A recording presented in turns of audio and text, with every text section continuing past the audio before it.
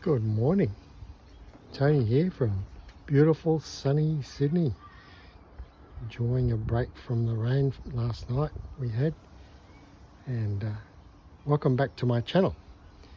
I want to tell you about a couple of funny things that happened to me when I've been working on my wonderful Optimax 135 horse 2.6 litre, and to do with a few systems on the engine.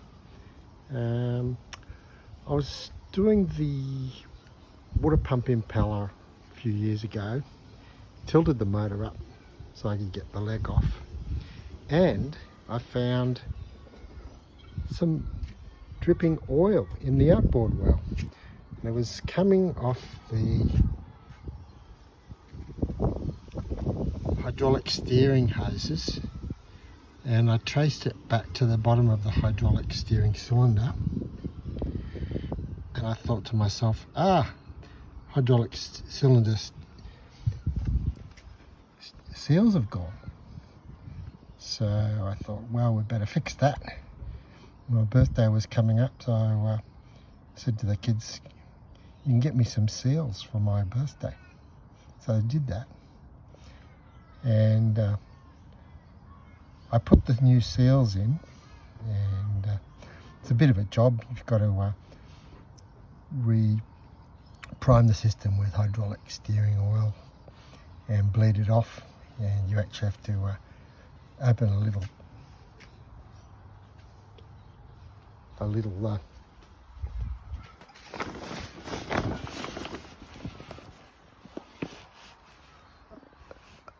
cap on the just behind the steering wheel, and you pour the hydraulic fluid in, and then you turn the steering wheel, pump it, and it bleeds off the all the air in the system.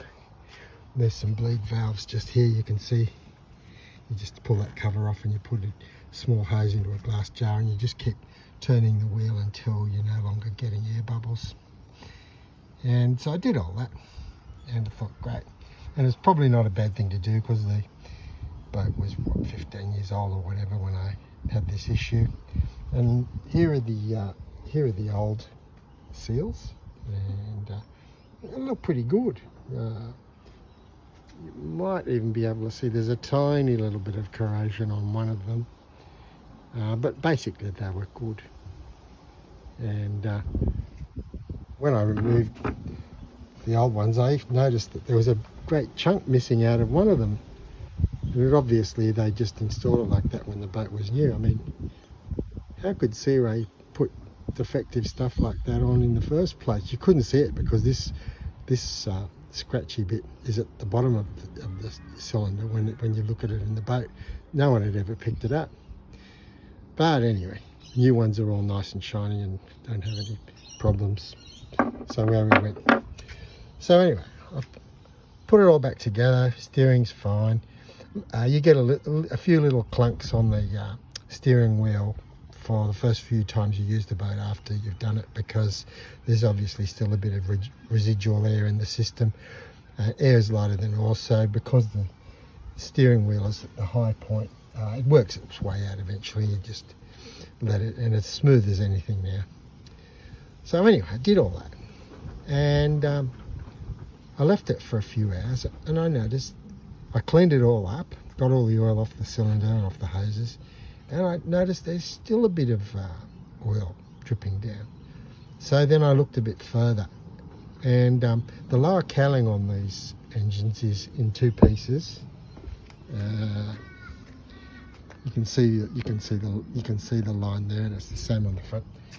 And what I worked out, what had actually happened was the oil pump leak, which I referred to in an earlier video, was leaking down into the lower cowling and pooling. And when you tilt the motor right up, which I did to do the impeller change, it dribbled a little bit of oil out onto the outboard well, and that's what the problem was. So I thought, you haven't diagnosed the problem properly. You should have looked further.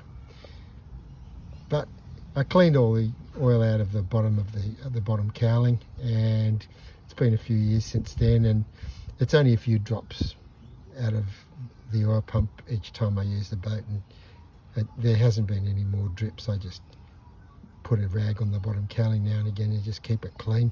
And obviously, I mean, I bought the boat when it was 10 years old. Obviously, no one had ever even checked that, and it had just been pooling for 10 years, and that's why it dripped onto the outboard well when I did the impeller service.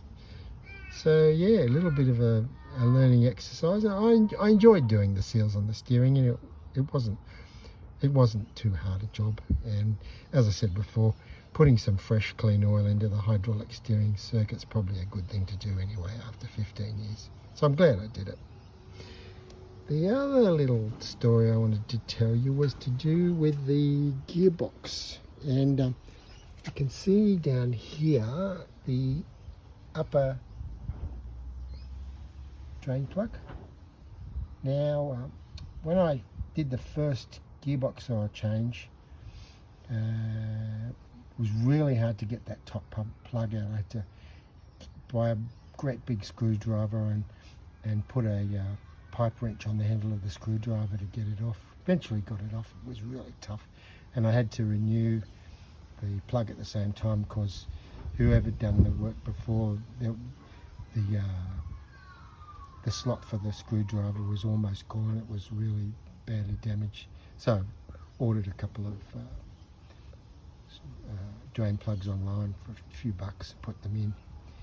And what I noticed was, after I'd done the oil change, and I normally leave the motor in this position so it's sort of a bit tilted up, was that I was getting dribbles of oil from the top plug, not the bottom plug, the top plug.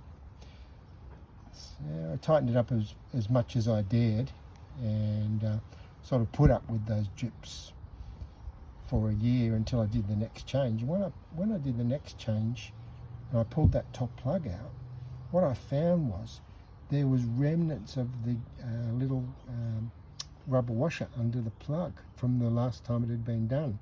Obviously, when I'd put so much force to get the old one out, it had actually ruptured the rubber washer and left bits in, and because it was a black washer, I couldn't see it. And so this time I took the effort to clean all the little bits of old washer out and put the new washer in, and ever since then haven't had any more drips.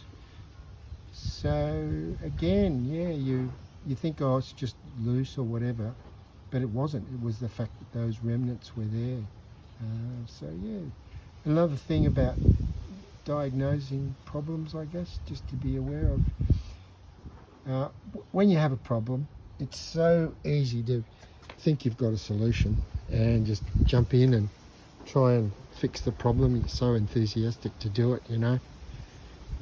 But it's just worth taking a little bit more time, a little bit more investigation before you come up with that solution.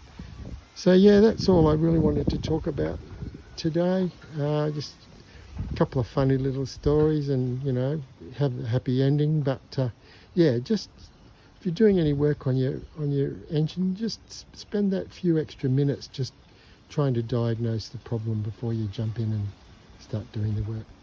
Okay, that's it from me. See you next time. Bye.